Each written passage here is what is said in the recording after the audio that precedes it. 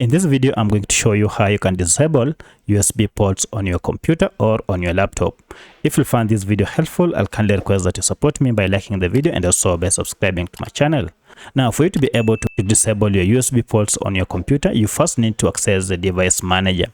For Windows 10 and Windows 11, the process is just quite the same. You can just head over here to start menu here and then search for device manager. And you can see we have our device manager here. If I click on it, it will take me to device manager page. Alternatively, you can just go to start menu here and right click on it. Instead of clicking it, just right click on it and then you'll see here device manager. If you click on it, it will again take you to this device manager page.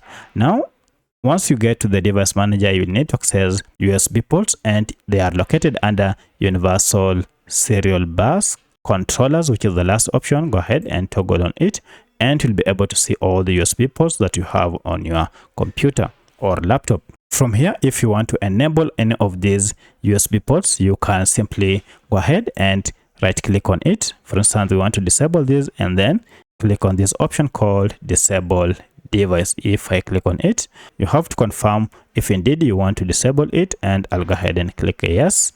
And this will go ahead and effect the changes. Now this mark shows that USB port has been disabled.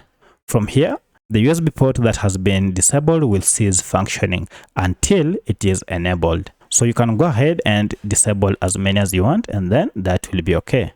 Once you are done, now you can exit and your USB ports will cease operating immediately. If you have any other question, kindly let me know in the comment section. Otherwise, thanks for watching and let's meet in the next video.